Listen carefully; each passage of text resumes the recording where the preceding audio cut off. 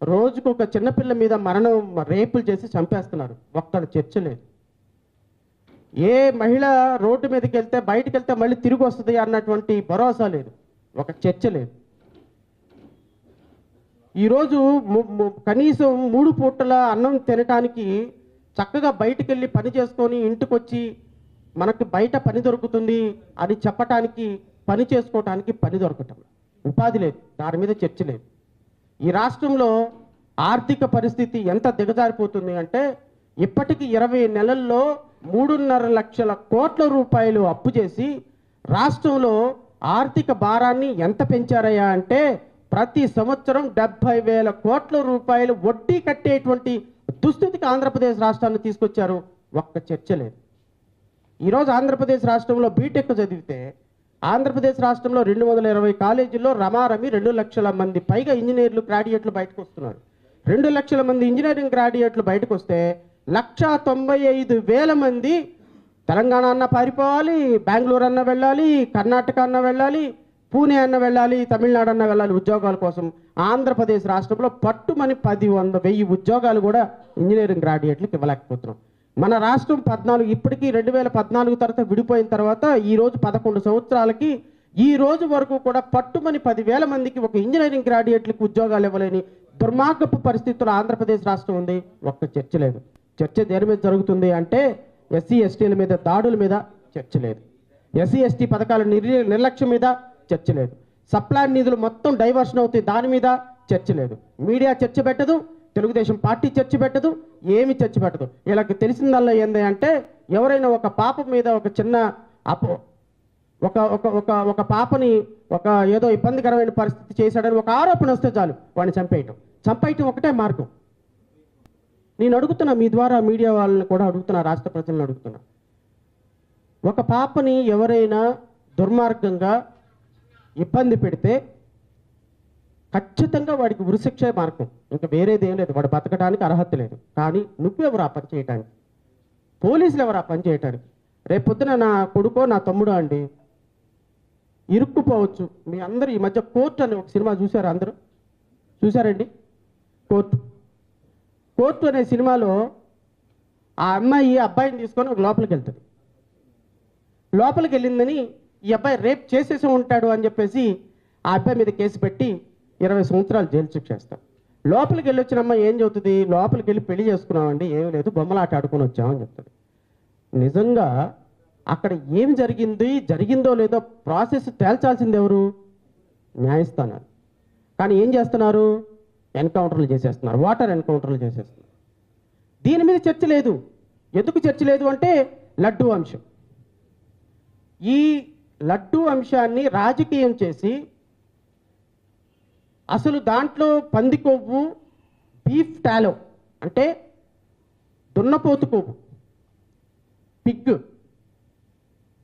పవన్ కళ్యాణ్ మాట్లాడిన మాటలు నేను చెప్పిన మాటలు కాదు ఇది. గౌరవ ఉప ముఖ్యమంత్రి గారు స్పష్టంగా సూటిగా రాష్ట్ర ప్రజలతో చెప్పిన మాట, పంది కొవ్వు, దున్నపోతు కొవ్వు, ఫిష్ ఆయిల్, చేప నూనె, ఈ 3 కలిసింది కలవటం మాత్రమే కాదు, ఈ 3టిని తీసుకొని వెళ్ళిపోయి అయోధ్యకి కూడా 1,00,000 లడ్లు పంపించారని ఇటు వెంకటేశ్వర స్వామికి అటు శ్రీరాముడికి ఇద్దరికి కలిపి, ఈ ఇద్దరు భక్తులకి కలిపి ఈ దేశంలో ఇంత దారుణాలు జరుగుతున్నాయి అని చెప్పే ఒక ప్రయత్నం, కులాల మతాల మధ్య సంఘర్షణ రేపేటువంటి ప్రయత్నం. దీనికి కాకుండా సనాతన ధర్మాధికారి యొక్క స్పీచ్లో ఇంకొక మాట ఏంటి అంటే, ఇలా హిందూ ధర్మం మీద దాడి జరిగింది, ఇదే దాడి క్రిస్టియన్ల మీద జరిగితే ఊరుకుంటారా? ముస్లిమ్స్ మీద జరిగితే ఊరుకుంటారా? ఏం హిందువులు బయటకు రారా? హిందువులు రోడ్ల మీదకి రారా? ధర్మం నాశనం అయిపోతుంటే రోడ్ల మీదకి రారా? ఆ వెంకటేశ్వర స్వామి ప్రసాదంలో అవమానం జరిగితే, జంతు అవశేషాలు ఉంటే రోడ్ల మీదకి రారా? రోడ్ల మీదకి వచ్చి గొడవ పడరా? సనాతన ధర్మాన్ని పరిరక్షించరా అని మాట్లాడినటువంటి ఉప ముఖ్యమంత్రి, ఇన్ని దారుణాలు జరుగుతుంటే రాష్ట్రంలో, ఇన్ని వందల మంది ప్రాణాలు పోతుంటే రాష్ట్రంలో, ఇంతమంది దళితులు ఆహాకారాలు పెడుతుంటే రాష్ట్రంలో ఒక్క స్టేట్మెంట్ ఇచ్చాడండి? ఒక్క స్టేట్మెంట్. ఇది కూటమి ప్రభుత్వం యొక్క పరిపాలన.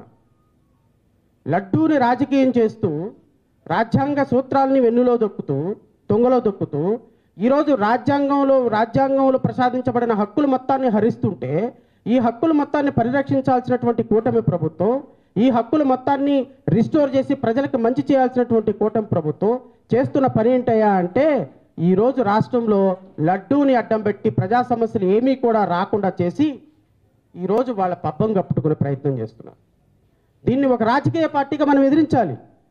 ఎందుకు అంటే మనకున్నటువంటి హక్కు ప్రకారం, మనకున్నటువంటి బాధ్యత ప్రకారం ప్రతి ఒక్క వ్యక్తికి గుడ్ గవర్నెన్స్ ఇవ్వాల్సినటువంటి బాధ్యత ఒక రాజకీయ పార్టీగా మన మీద ఉంది, అధికారాన్ని కోరుకునే పార్టీగా మన మీద ఉంది. అయితే ఇవన్నీ కూడా మాకు మొదట్లో అనుమానం రాలా. సహజంగానే ఒక లడ్డూ మీద అపవాది వేసేటప్పుడు 1కి 100 సార్లు ఆలోచన చేస్తారు. 1కి 100 సార్లు ఆలోచన చేసేటువంటి ప్రయత్నంలో నాకు అనుమానం, ఏంటి ఇంత దారుణంగా వెళ్తున్నాడు అంటే నేనేమనుకున్నానంటే ప్రతిపక్ష నాయకుడు జగన్మోహన్ రెడ్డి గారు క్రిస్టియన్ భావజాలం ఉన్నటువంటి వ్యక్తి కదా. సో అలాంటి వ్యక్తి మీద బురద చల్లటానికి, హిందువులు మొత్తాన్ని అతనికి వ్యతిరేకం చేయడానికి ఇలాంటి రాజకీయపరమైనటువంటి దాడి జరుగుతుందేమోనని ఇనీషియల్గా నేను కూడా భావించాను. కానీ వెంకటేశ్వర స్వామి ఊరుకుంటారు? స్వామి ఊరుకోరు కదా. వీళ్ళు చేసినటువంటి పాపానికి ప్రాయశ్చిత్తం ఏ రూపంలో ఇచ్చారు అంటే 40 సంవత్సరాల నుంచి ఏ ఒక్క చిన్న స్టిగ్మా కూడా లేని ఒక హెరిటేజ్ కంపెనీకి సంబంధించి అసలు ఈ లడ్డూ వ్యవహారం బయటికి రావటానికి కారణం లడ్డూ మీద ఈ విధంగా అపవాది వేసి వాళ్ళ ఆర్థిక మూలాలు పెంచుకోవటానికి చేసినటువంటి ప్రయత్నం వెంకటేశ్వర స్వామి చెప్పకనే బయటపెట్టేశారు. ఏ రోజైతే హెరిటేజ్ సంస్థకి ఆర్థిక మూలాలు చేకూర్చాలి అనే ఆలోచనతోటి హెరిటేజ్ సంస్థకి ఆర్థిక మూలాలు చేకూర్చాలనే ఒక ఆలోచనతోటి లడ్డు మీద బురద చల్లటం ప్రయత్నం చేశారు. మీరు అందరూ కొద్దిగా క్షమించాలి, నేను ఒక 10 నిమిషాలు ఎక్కువ మాట్లాడతాను. ఎందుకంటే మనం ఏ కాన్సెప్ట్ తోటి ఈ రౌండ్ టేబుల్ పెట్టామనేది రాష్ట్ర ప్రజలకు తెలియాలి. తర్వాత ఒక్కొక్కళ్ళు పెద్దలందరి అభిప్రాయం తీసుకుంటాను, పెద్దలందరి ద్వారా ఒక నిరసన కార్యక్రమం చేస్తాం. ఖచ్చితంగా ఈ అంశం మీద రాష్ట్ర ప్రజలకు ఒక చైతన్యం పరిచేటువంటి ఒక కార్యక్రమాన్ని తీసుకెళ్దాం. అయితే ఏం జరిగింది అంటే ఈ లడ్డూ వ్యవహారంలో 2024 జూన్ 11వ తారీఖున ఈ రాష్ట్ర ప్రభుత్వం అధికారంలోకి వచ్చింది. ముఖ్యమంత్రి అధికారంలోకి వచ్చారు, ప్రమాణ స్వీకారం చేశారు, అంతే కదా. జూన్ 11 అధికారంలోకి వచ్చిన తర్వాత అధికారంలోకి వచ్చిన తర్వాత జరిగే ప్రతి పరిణామానికి బాధ్యత ఎవరు వహించాలండి? జోసెఫ్ గారు ఎవరు వహించాలి? గవర్నమెంట్ వహించాలి.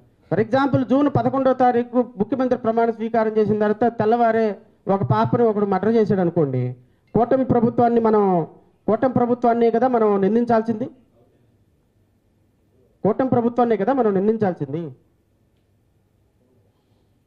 అలా కాదు, ఈ ఎస్పీని గత ప్రభుత్వం అపాయింట్ చేసింది కాబట్టి, ఈ కత్తి గత ప్రభుత్వంలో కొన్నాడు కాబట్టి సో గత ప్రభుత్వంలో ముఖ్యమంత్రి బాధ్యతను అనలేం కదా.